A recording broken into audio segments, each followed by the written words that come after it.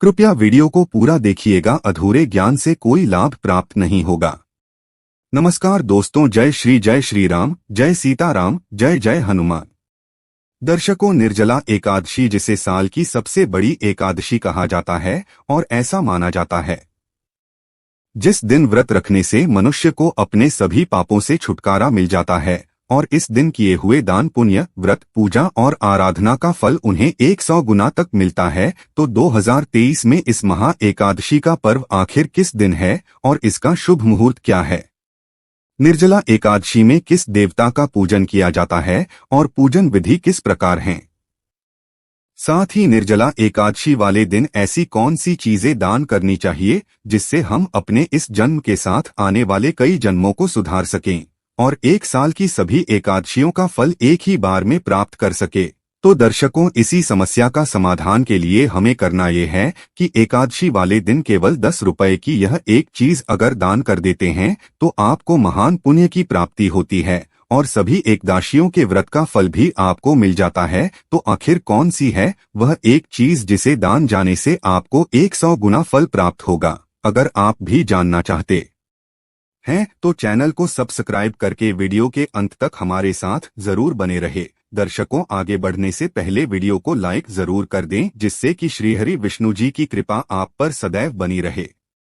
चलिए वीडियो में आगे बढ़ते हैं। दर्शकों, शास्त्रों में लिखा गया है कि अगर आप साल की सभी 24 एकादशी का फल प्राप्त करना चाहते हैं और नारायण की कृपा प्राप्त करना चाहते हैं तो ज्येष्ठ मास में आने वाले निर्जला एकादशी का व्रत तो न केवल आपको दीर्घायु दे सकता है बल्कि मुक्ति प्रदान कर सकता है। निर्जला एकादशी का व्रत साल की सभी व्रतों में काफी हद तक कठिन होता है, क्योंकि यह व्रत निर्जला यानी बिना पानी पिए रखा जाता है और मान्यता है कि जो भी इस व्रत को रख लेता है उसे धर्म, अर्थ, काम और मोक्ष मिल जाते हैं। आपको बता दें कि साल 2023 में निर्जला एकादशी का व्रत 31 मई को रखा जाएगा। हिंदू पंचांग के अनुसार ज्येष्ठ माह में एकादशी तिथि 30 मई दोपहर 1:07 पर शुरू हो जाएगी और 31 मई दोपहर 1:45 पर इस तिथि का समापन हो जाएगा। ज्योतिषियों की माने तो इस बार निर्जला एकादशी के दिन सर्वार्थ सिद्धि योग बनने जा रहे हैं, जो कि 31 मई को सुबह 5:24 से लेकर सुबह 6 बजे तक रहेंगे और इसीलिए निर्जला एकादशी का व्रत रहने वाले सभी भक्तों को व्रत का पारण 1 जून सुबह 5:24 से लेकर 8:10 तक करने की सलाह दी गई है। दर्शकों, एकादशी व्रत के महत्व के बारे में अगर बात की जाए तो शास्त्र कहते हैं कि इस दिन सभी को बिना जल दिए भगवान विष्णु की आराधना करनी चाहिए और जो भी ऐसा करते हैं उन्हें साल की सभी एकादशियों के व्रत का फल मिल जाता है।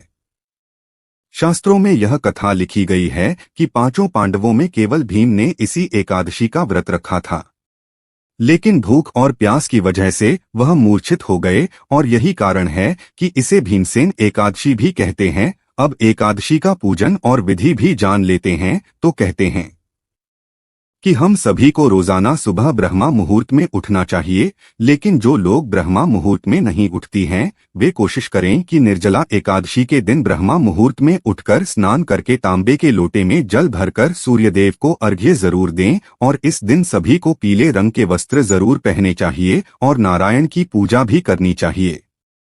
इसी के साथ जो लोग व्रत रहने वाले हैं उन्हें नारायण के सामने व्रत का संकल्प करना चाहिए और भगवान विष्णु को पीले फूल, पंचामृत और तुलसी दल अर्पित करनी चाहिए। लेकिन एक बात का खास ख्याल रखें कि एकादशी वाले दिन तुलसी को तोड़ना महापाप माना जाता है। इसीलिए आप एक दिन पहले से ही तुलसी तोड़कर अपने पास रख लें। एकादशी वाले दिन न तो तुलसी पर जल अर्पित किया जाता है और न ही तुलसी माता को स्पर्श किया जाता है। इस दिन नारायण और लक्ष्मी की साथ में पूजा होती है और इसीलिए सभी को लक्ष्मी नारायण के मंत्रों का जाप जरूर करना चाहिए और अगर आपने व्रत का संकल्प लिया है तो सूरज ढलने तक जल त्याग देना चाहिए और इसी के साथ इस व्रत में अन्न ग्रहण और फलाहार भी नहीं किया जाता। तो इसके बाद द्वादशी तिथि को स्नान करने के बाद नारायण जी पूजन करें और उसके बाद जब और अन्न ग्रहण करके व्रत का पारण करना चाहिए। और इसी के साथ आपको यह भी बता देते हैं कि निर्जला एकादशी को कौन कौन सी वस्तुएं दान करने की सलाह है। तो दर्शकों, एक बार महर्षि वेदव्यास जी ने पांडवों को निर्जला एकादशी का सारा महत्व बताया और उनसे एकादशी व्रत करने को कहा।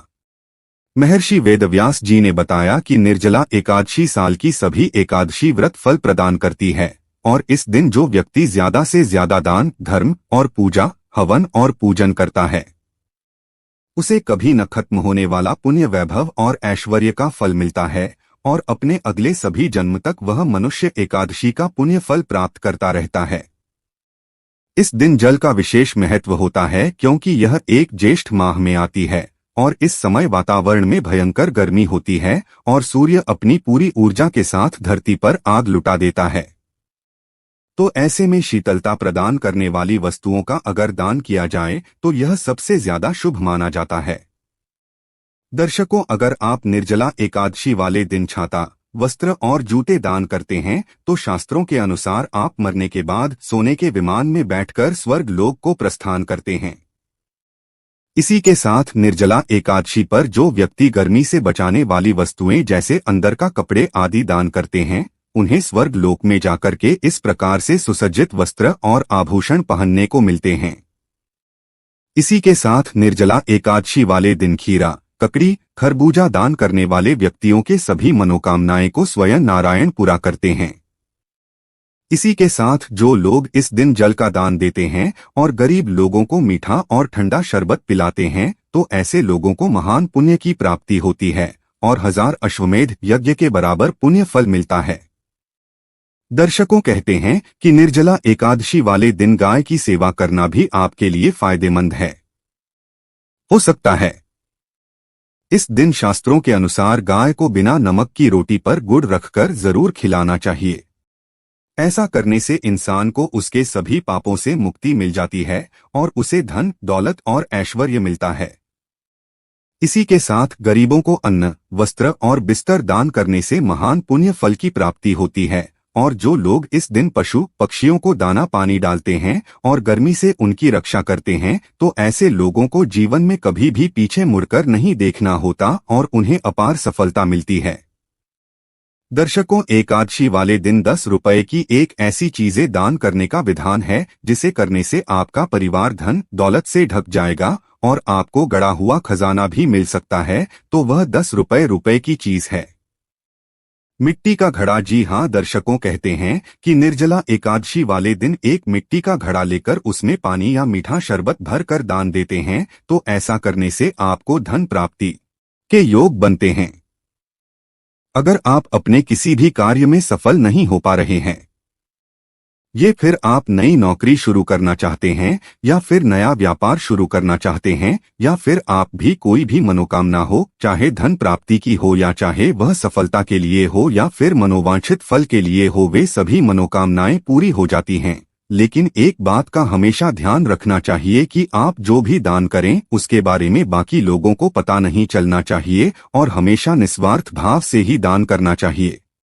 इसे से आपको दान के पुण्य फल की प्राप्ति होती है। तो दर्शकों, यह थे निर्जला एकादशी के उपाय जो आपको एक व्रत से ही कई जन्मों का फल प्रदान कर सकते हैं। तो उम्मीद करते हैं ये बातें आपको जरूर पसंद आई होगी। अगर आपको यह वीडियो अच्छी लगी हो तो वीडियो को लाइक जरूर कर दीजिएगा और कमेंट बॉक्स में जय श्री राम, जय हनुमान, जय श्री राम जरूर लिखें और इसे ज्यादा से ज्यादा शेयर करके बाकी लोगों तक भी पहुंचाएं। तो मिलते हैं अगले वीडियो में, तब तक आप अपना ध्यान रखें, स्वस्थ रहें, सुरक्षित रहें। धन्यवाद।